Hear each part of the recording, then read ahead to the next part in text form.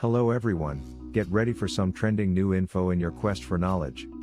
How do you feel about a friend with benefits, but instead of sexual benefits, it's just cuddling? Tried it, but it turned into sex. Yep, spooning leads to forking. After forking, you clone it to your local machine and then commit changes. Oh no, not commitment. Git reset. This is more than fine, but, in my experience, it's rarely a balanced relationship, and one of the respective cuddlers is often secretly hoping things turn sexual or romantic. Cuddling can be dangerous territory. Before I started dating my ex, she kept asking me to cuddle and trying to convince me that it was normal for friends to cuddle where she's from. The day I finally took her up on her offer, she kissed me and gave me a blowjob. I'm not sure if I believe in platonic cuddling anymore. It was just a platonic blowjob. I'm a female truck driver who is bisexual and doesn't have the greatest of luck when picking partners for relationships. About 3 years ago I broke up with a manipulative a-hole of an ex, and decided that I wasn't going to get involved with anyone for a while. Clear my plate, so to speak. But I was lonely. There are lots of truckers out here that are in it for one-night stands, but I'm just not that kind of person. I needed comfort, without the sex and all the strings attached. So in my weird wisdom, when I was planning on going home to basically recharge my batteries and see some family, I posted an ad on Craigslist. Nothing special. Just pretty much free room and board in a semi-truck, free travel, no felons obviously. The only requirement was to provide platonic comfort after the long days and nights, and to help out with paperwork and sending messages over our electronic log. Gets things done faster and it isn't hugely difficult. There of course were the thousands of spam ads and several guys who thought I was playing prostitute, but then I had a few promising replies. Should mention here that a needed-at-length interview needed to happen in where we would spend the day together doing whatever and learning about one another, so we knew we were compatible riding buddies. One woman replied, "We met and had a wonderful afternoon." She wanted a break from some of her life responsibilities, her lease on her place was up, she was also bisexual, we liked the same things, had the same kind of humor, music likes, etc. etc. She was with me in my truck for about 7 months and some change. We drove all over the US. She learned stuff about truckers, I learned things about what she did, keeping things anonymous as she uses Reddit, and we had the best time. We cuddled during my 10 hours break, she got thousands of pictures and went to dozens of places she never would have if she hadn't replied to my Craigslist post. We parted ways as she got tired of the traveling life like most normal folks, and we still correspond once in a while. We both have different lives now, as I'm engaged with surprise baby number 4 on the way, and she's married with 2 lovely children of her own. That's my story anyway. I also screwed up the timelines. I'm not good at numbers, but I'll explain here. I broke up with my ex in March 2017, and my friend got onto the truck with me about 2 months later.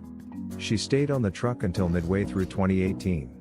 Her relationship and subsequent children's birth timelines are a little weird, but in short it was a whirlwind romance that ended in twin boys being born. Sorry for the confusion.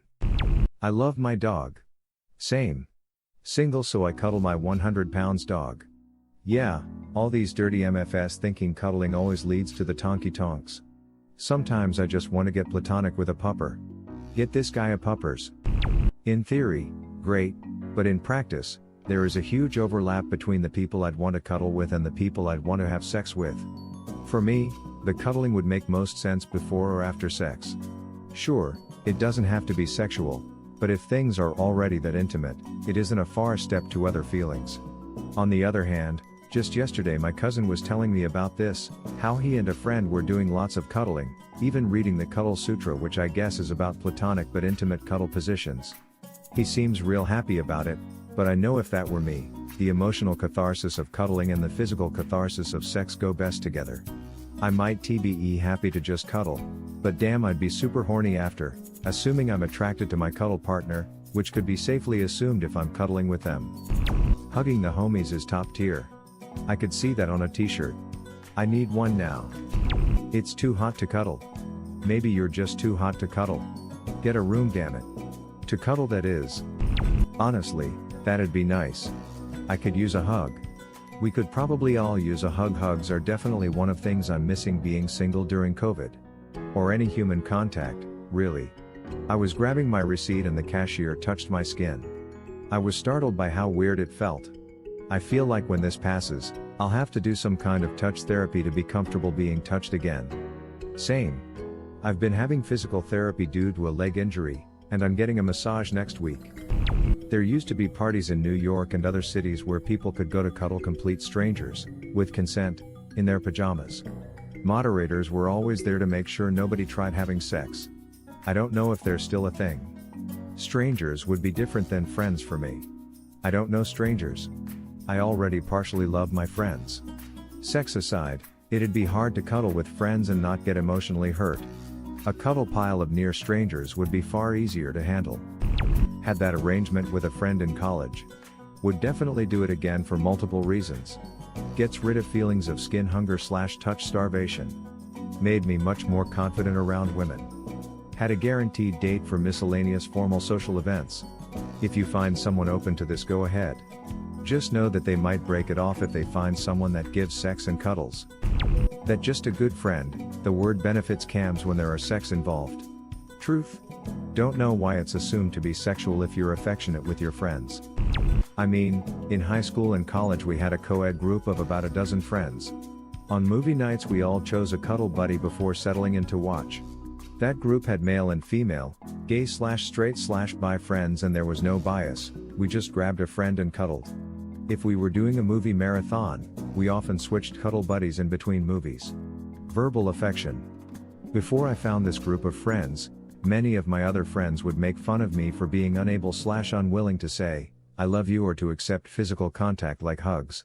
This new group of friends gave me a safe place to love and be loved without any pressure or strings attached.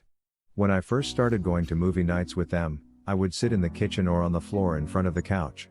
They did not judge me for it.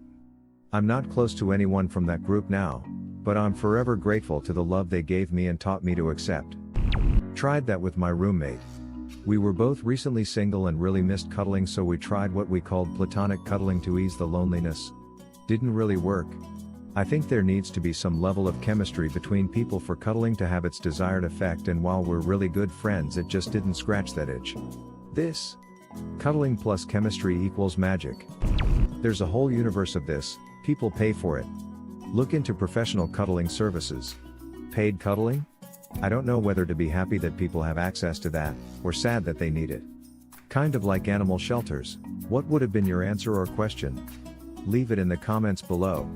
Slap that like and subscribe button for more, and check out the link in the video description for even more answers. Peace out, and catch you in the next video.